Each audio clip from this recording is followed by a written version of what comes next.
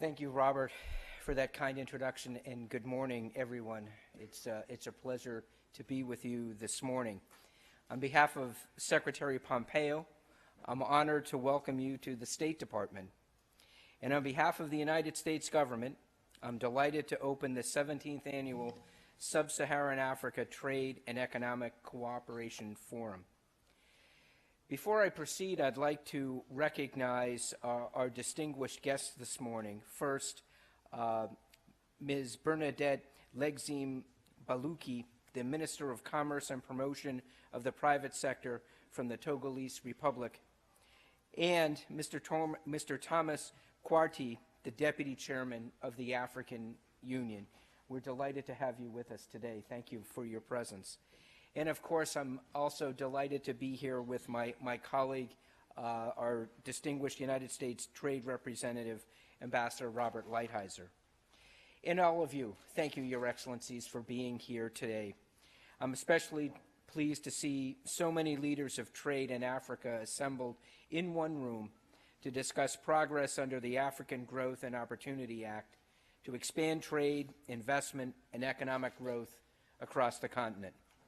This is a vitally important topic, and I know that President Trump shares my views on its significance. The administration places great importance on our relationship with Africa and sees genuine promise in the prospects for enhanced trade relationships with our partners. Each year, our hope is that this ministerial advances and deepens the relationships among all of us who share that commitment to Africa. Our partnership with African countries is based on a number of strategic priorities. We work together to strengthen regional security, reinforce democratic governance, and increase trade and investment. We do all of these things because we understand that security and democratic institutions provide a stable foundation for economic growth and prosperity. At the same time, increased trade and investment are key to creating jobs and generating resources that strengthen security and democracy. When partners increase their capacity to confront real security challenges that we all face, we demonstrate how alliance building through economic cooperation promotes security. In the past few years alone, the G5 countries of the Sahel have done just that, and we commend them for taking on greater responsibility for security.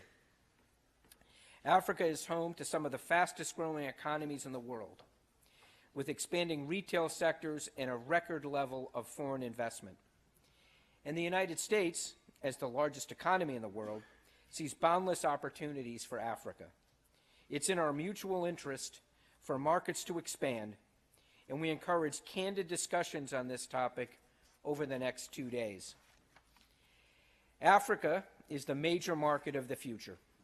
Between today and 2050, roughly half of the world's population growth will occur in Africa, and that means a projected 1.2 billion new consumers will enter the African market. These trends, combined with Africa's growing youth population, will allow African countries to capitalize on a growing labor force. This great opportunity will come with challenges, however, including the need to provide jobs for this growing population. Expansion of trade and investment will be critical to meeting this challenge. Regional integration plays another important role in helping African countries to develop markets and export industries. The signing last March of a framework agreement for the African Continental Free Trade Agreement was a milestone in advancing regional integration. We applaud these efforts, but also recognize that much work lies ahead to bring this agreement into effect. The United States stands ready to partner with African countries that are committed to reducing barriers to trade and investment. In doing so, we hope to encourage policy reforms that increase openness and competitiveness within Africa and promote greater prosperity and higher living standards across the continent. This is why we are so committed to the Africa Growth and Opportunity Act, AGOA. It has already proven to be a key tool in our efforts to reinforce the United States trade and investment relationships with sub-Saharan African countries. Enacted in May 2000, AGOA aims to expand U.S. trade with sub-Saharan Africa, promote inclusive development and economic growth, foster a higher-level dialogue on trade and investment-related issues, encourage economic integration, and facilitate sub-Saharan Africa's integration into the global economy. And it is clear that AGOA has produced results. Over the last year, total U.S. trade with Africa climbed up to $38.5 billion. That's up from $33 billion in 2016. And the total non-oil goods trade has more than doubled, from $13 billion to almost $30 billion a year. This growth has benefited both U.S. and African companies and contributed to economic opportunity and job creation on both sides of the Atlantic. To put this in practical terms, let me outline some key examples of the mutual benefits and positive impact of AGOA. In West Africa, USAID has partnered with 20 U.S. firms to increase the competitiveness of Africa's growing shea industry, connecting 16 million African women to global markets while helping U.S. firms create jobs here at home. In Tanzania, we helped a pharmaceutical company secure financing for U.S. medical technology that strengthened healthcare services while generating employment both in Tanzania and the United States. And in Eastern, Western, and Southern Africa, AGOA supports the development of apparel industries that employ thousands of African workers. With AGOA's 20th anniversary on the horizon, we recognize that there is much more work to be done to expand the manifest benefits of this program and to develop a deeper trade and investment relationship with Africa. The United States is working to do our part to bolster trade and investment on the continent. USAID's regional trade and investment hubs are breaking down barriers to commerce every day. And you'll hear today from the Overseas Private Investment Corporation about new legislation that will reinforce development finance institutions in the United States. My colleagues at the Department of Commerce are engaged as well.